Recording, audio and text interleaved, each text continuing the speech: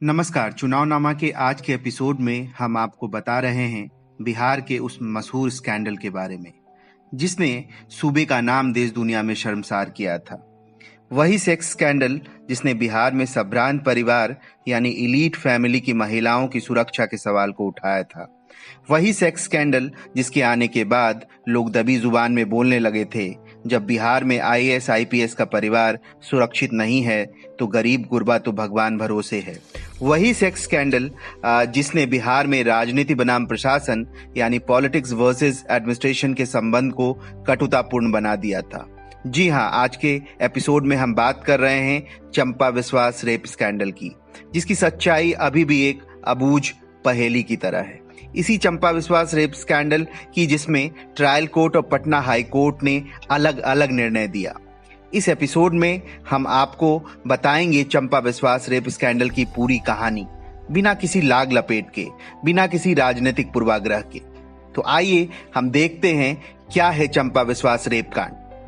1998 में बिहार के 1982 बैच के सीनियर आईएएस अधिकारी बीबी विश्वास की पत्नी का नाम था चंपा विश्वास। आपको बता दें कि बीबी विश्वास उस समय राज्य सामाजिक कल्याण एडवाइजरी बोर्ड में सचिव के पद पर कार्यरत थे। उनकी पत्नी चंपा विश्वास ने राजद नेत्री हेमलता यादव के बेटे मृत्युंजय उर्फ बबलू यादव और उसके साथियों पर उसके साथ लगातार बलात्कार का संगीन आरोप लगाया।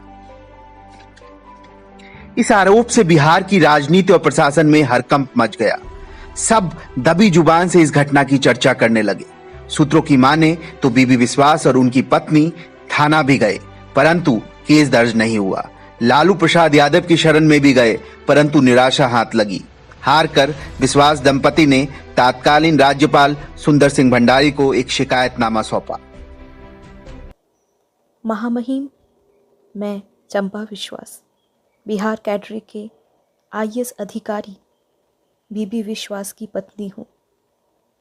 राजद नेत्री हेमलता यादव के बेटे मृत्युंजय यादव और उनके दोस्तों ने 7 सितंबर 1995 से नवंबर 1997 तक मेरे साथ एवं मेरी माँ, 2 नौकरानी और बीबी विश्वास की भतीजी कल्याणी का लगातार यौन शोषण किया। नौकरानी और भतीजी आज गायब हैं। हमारी जान को आज खतरा है। हम न्याय की गुहार करते हैं। इसके बाद राज्यपाल ने चंपा विश्वास की शिकायतनामे पर केंद्रीय गृह मंत्रालय से मामले पे उचित कार्रवाई का अनुरोध किया और इसके बाद राज्य स्तर पर डीजीपी प्रशासन नियाज अहमद ने पुलिस को जांच का आदेश दिया।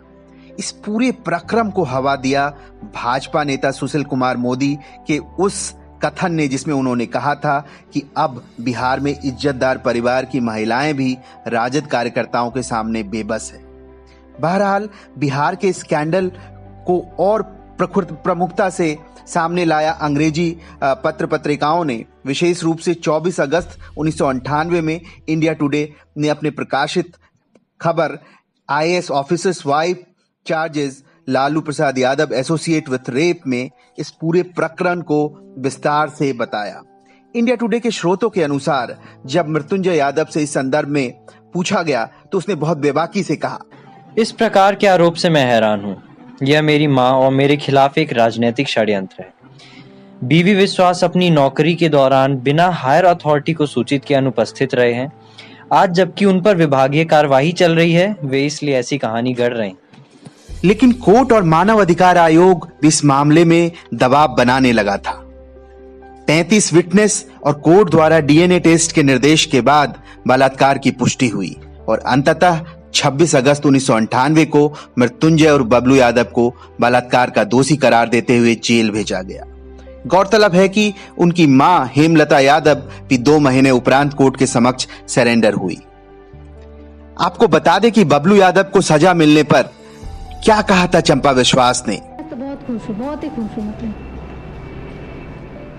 क्या सजा मिली? उसको तो फांसी होना चाहिए। जब मीडिया ने चंपा से पूछा आखिर वह 2 वर्षों तक चुप क्यों रही, तो सुनिए चंपा ने क्या कहा इस पर। मैं बता के क्या करती, पति को और बच्चे को मार डालती क्या? इसके बाद मार्च 2002 में फिर से इस मामले में एक नया मोड़ आया। एडिशनल डिस्ट्रिक्ट एंड सेशन जज H.K. श्रीवास्तवा ने इस मामले में मृत्युंजय पर अनेक सेक्शन जिसमें 376 रेप के तहत उसे दोषी ठहराते हुए 10 वर्षों की कठोर सजा सुनाई। वहीं इस पूरे प्रकरण में हेमलता यादव को भी संलिप्त पाया।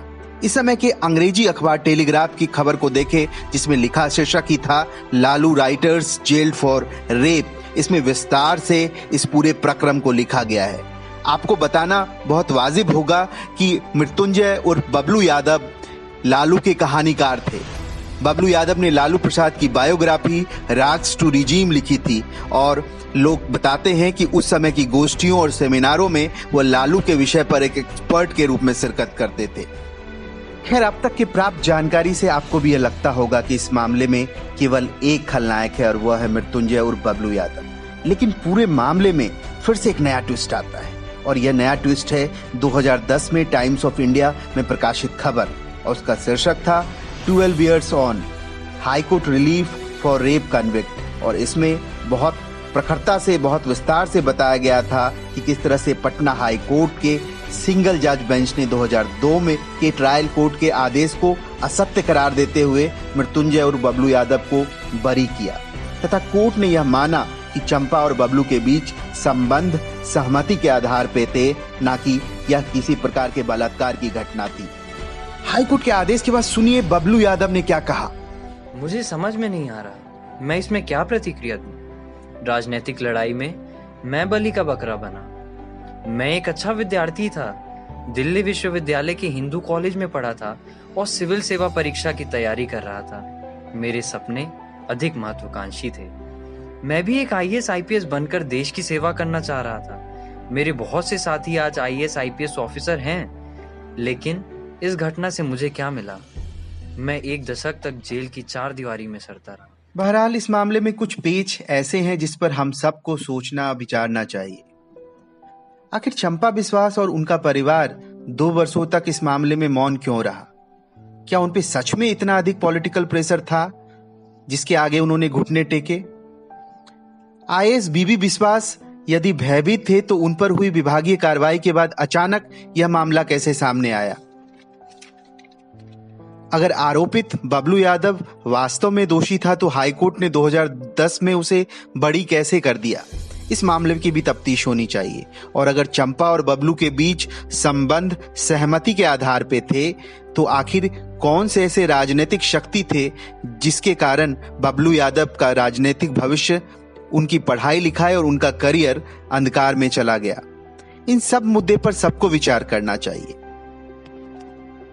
खैर, बात 1998 की है, लेकिन आज हम बात 2020 में इस प्रकरण के बारे में कर रहे हैं, क्योंकि इसके कई पक्ष ऐसे थे जो अभी भी एक अबूझ पहेली की तरह है। इसे आज के हमारे अध्येता, राजनेता, पत्रकार और सिविल सोसाइटी से संबद्ध लोगों को फिर से विचार करना चाहिए, इस मामले के तार के बारे में, इस मामले के सूत्र के बारे में और निश्चित तौर पे न्यायपालिका की भूमिका के मामले में, क्योंकि न्यायपालिका की भूमिका निश्चित तौर पे इस प्रकरण में विश्वसनीय प्रतीत नहीं होती।